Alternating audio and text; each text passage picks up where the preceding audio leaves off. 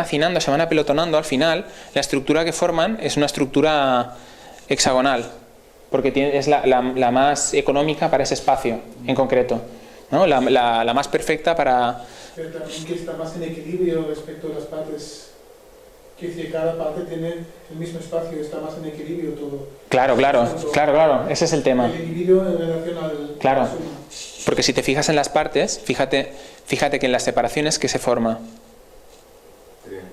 Exactamente, tenemos aquí, fijaros, tendríamos aquí las aristas y si lo uniéramos, tendríamos triángulos equiláteros con 60 grados cada uno, justo en las intersecciones. Esa sería la intersectación de los hexágonos. Otra frase buenísima de Aristóteles, dice: la ciencia respecto del alma, lo que es la luz respecto a los ojos, y si las raíces son amargas, los frutos son muy dulces. Ya te digo.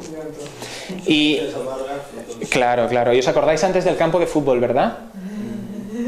¿Sí? El campo de fútbol con los 11 y tal. El segundo deporte más jugado en el mundo es el cricket. Sí, es el segundo deporte más popular en el mundo. El cricket, no, claro, pero el Reino Unido tiene muchas colonias alrededor del mundo, ¿no? Toda la Commonwealth. Y allí donde han estado ellos está el cricket. Y por ejemplo en la India, en el Pakistán y demás, el cricket es tremendo. Tienen muchos millones de seguidores y de jugadores. Fijaros que hay en medio del campo de cricket. Tenemos una Vesica Piscis ahí en medio, en el pitch. ¿Lo veis? Y además tenemos un campo que es circular. No hay muchos deportes que tengan un campo circular. De hecho, yo diría que aparte del cricket, no sé si conozco alguno más. Y fijaros, en el campo de cricket se enfrentan 11 contra 11 jugadores. Y hay una puntuación que es la más importante o la más llamativa, que es 111 puntos, que se le llama hacer un Nelson. Empezamos a entrar ahí. El diámetro de la pelota acostumbra a ser de 5,5 pulgadas. ¿Os acordáis, no? Antes el 5, 5,5, 55, el 10... Vale. Si analizamos los palos que hay ahí donde está el pitch, que son los bails y demás, mira que nos encontramos aquí el 7 y el 11, el 22, 1, 1, 1, ¿vale? Y así vamos viendo ese tipo de numeración que hemos visto antes. Esto ya es más chocante. El pitch mide exactamente 22 yardas. Y 22 yardas equivale exactamente a 2012 centímetros. 2012. 11-11, 2012. ¿A alguien le suena esto? Vale. Os recuerdo que, claro, que esto está justo intersectando la Vesica Piscis. Está justo en la intersección de la Vesica. Son unos putos magos. Ellos sí son maestros de la escuela de Hogwarts. Ellos sí que saben. ¿Y cuánto mide? Alquimista. Totalmente. Habría que medir ahí. Avanzamos un momentito mientras tú piensas. Sí. Acordaros, tenemos 11 contra 11 jugadores y tenemos el 22 igual a 2012. Y tenemos la Vesica Piscis ahí en el pitch. Y entonces pasa una cosa, el ángulo áureo, antes lo habéis visto en el vídeo, equivale a 137,5 grados. Luego pasa algo importante. Antes hemos hablado del árbol de la vida, el árbol del conocimiento y tal, cuando hablábamos de Adán y Eva y tal. En la cábala hebrea, el árbol de la vida, que es esto de aquí, ahora veréis que está muy en consonancia con estos números. La palabra cábala en hebreo, en gematría, que es el sistema de computación numérica que utilizan ellos, equivale a 137. El ángulo áureo, que era 137,5. Vale. El árbol de la vida tiene 11 sefirot, alineados en 3 columnas con 22 vías de conexión entre ellos. Y bueno, esto, como ha explicado creo Nassim más de una vez, si esto lo vamos replicando y lo vamos girando, al final nos da la secuencia de la flor de la vida. Ahora una pequeña reflexión sobre el número 137. Tenemos dentro del número 137 a 1, 3 y a 7, que son números primos. El resultado de su suma es 11. También son primos 13, 17, 37 y 73, que podrían estar ahí dentro de esa lectura. Y 137 es número primo también. Y 173 también. Uf, yo siempre suelo con ese número. Explica lo que es número primo. Sí, para la audiencia es verdad. Un número primo es un número que solo es divisible por sí mismo y por la unidad. Es decir, por ejemplo, el número 11. El número 11 no es divisible ni por 2, ni por 5, ni por 4, ni por 7, ni por 3, ni por ninguno de estos. Entonces, ¿qué ocurre? Que solo se puede dividir por 1 o por 11. Con lo cual es un número primo. Y esto es lo que es un número primo, básicamente.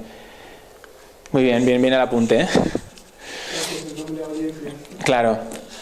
Y luego esperaros que ahora vamos a lo importante. Hay un número que se llama la constante de la estructura fina. Se le llama alfa de EM. Y representa, en física fundamental, caracteriza la fuerza de interacción electromagnética a nivel universal. ¿Vale? 137 elevado a menos 1. Tal es que es una cantidad sin dimensiones, por lo que su valor numérico es independiente del sistema de unidades usado. ¿Vale? Daría 137, igualmente. Hiciéramos lo que hiciéramos al final. ¿Vale? Entonces, ¿qué ocurre? ¿Qué ocurre? Tenemos 137 en la palabra cábala. Tenemos el 137 grados y ahora tenemos el 137 elevado a menos 1. Y ahora viene seguramente lo que tú decías. El diámetro habitual de un campo de cricket es de 137 a 150 metros. De 137. 11-11, 2012, 137. Fijaros, hemos dicho que tenemos a 137 ahí, danzando. Y 137, al final, es 11. 1-1, ¿vale? Lo tenemos ahí, también representado. Y ahora vamos a hablar de quién, de nuestro amigo el ADN. Creo que antes hemos estado hablando de él, ¿no? Todas las propiedades que tenía, que se podía replicar solo siguiendo la secuencia fotónica, que reacciona de forma simultánea, aunque esté separado, etcétera, etcétera. ¿Y qué ocurre con la geometría cristalina del ADN? Fijaros. Las bases de la estructura cristalina del ADN son hexágonos y pentágonos. Hexágonos y pentágonos. ¿Lo veis? Aquí se ve bien, ¿eh?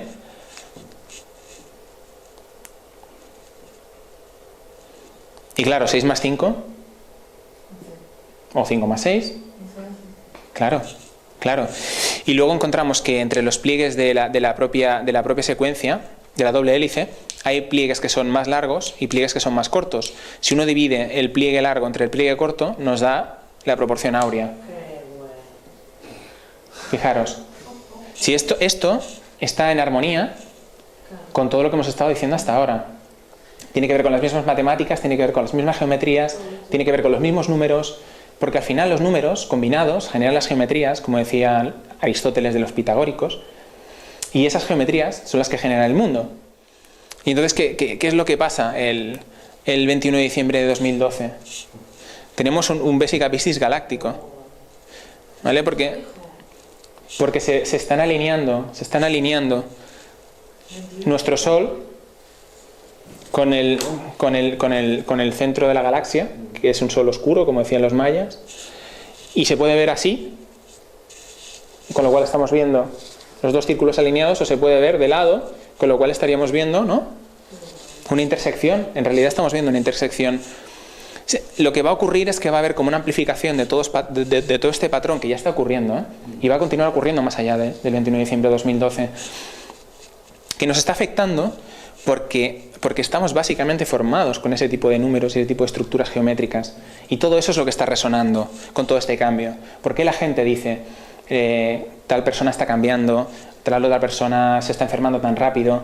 Están pasando cosas rapidísimo, porque todo este tema lo que está haciendo es amplificar el potencial de todas estas estructuras resonantes, y eso es lo que está ocurriendo básicamente. Y ahora vamos a ahondar en lo que decíamos antes, ¿no? Lo del número 11. Si uno analiza el concepto del número 11, es el primer número primo reflejo de sí mismo. Número primo hemos dicho que era un número que solo es divisible por sí mismo y por la unidad. Fijaros, no, es un número que no pierde su identidad, excepto a través de la unidad. Además, es una representación múltiple de la unidad y es reflejo de sí mismo. Fijaros esta frase de Isaac Newton, dice: la unidad es la variedad y la variedad es la unidad, es la ley suprema del universo. Y esa es la base de las matemáticas que vamos a ver después de esto. De la misma forma que 111 o 1111 y sucesivos es la muestra de cohesión de múltiples unidades que forman un todo más grande que la unidad básica. ¿Vale? Al final estamos viendo eso, básicamente. Unidades que se replican a sí mismas. Y a nivel de mensaje filosófico, 11 es una representación de la primera unidad de unidades. Del primer conjunto de conjuntos. ¿No? Es un mensaje de esperanza y de unión. Porque dice, dentro de la unicidad es capaz de formar un algo distinto. ¿Sí? ¿Lo veis o no lo veis? ¿Es complicado después de comer? ¿Puedes decir esto con otras palabras? Sí, sí. Que 1 y 1 forman 11. 1 tiene la identidad de 1, pero además, conjuntamente con el otro 1, forman la identidad de 11. Y no dejan de perder su unicidad y su identidad única. Al mismo tiempo forman algo más. Es una unidad de unidades. ¿Sí? Y como un pequeño resumen, ¿os acordáis que teníamos a 10? Sí, en la monada. Y 10 se convertía en 55. ¿Y qué es 55? Un número reflejo de sí mismo también. Que parte del número 5. ¿Y qué tenemos? Tenemos el pentagrama normal, el tetragramatón, que es el nombre de Dios, y por otro lado tenemos el pentagrama invertido, que es Lucifer, que es el portador de la luz. Y el tetragramatón y Lucifer forman a 10. 1 más 0, ¿sí? 10, Dios. 10. Y bueno, esto es una imagen tomada con el telescopio Hubble. Fijaros que esto es una nebulosa y fijaros lo que se está formando entre las dos vesicapistis cósmicas. El ojo que todo lo ve. Ahí la intersección de las dos unicidades. Y al final, ¿esto qué es? Es un mensaje de unidad. Al final, todo es un mensaje de unidad. Todos somos uno. Y al final veréis, cuando trabajemos ahora con estas matemáticas, veréis que ese es el mensaje. Todos somos uno, todos venimos de uno y todos acabaremos en uno. Y es importante que recordemos eso. ¿De dónde ha salido esto? ¿Esta imagen? Esta imagen de internet. Es buena.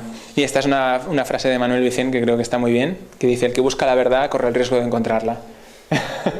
Nada, y ahora vamos a empezar con el tema de las matemáticas áureas, después de este tema. Y a ver qué os parece.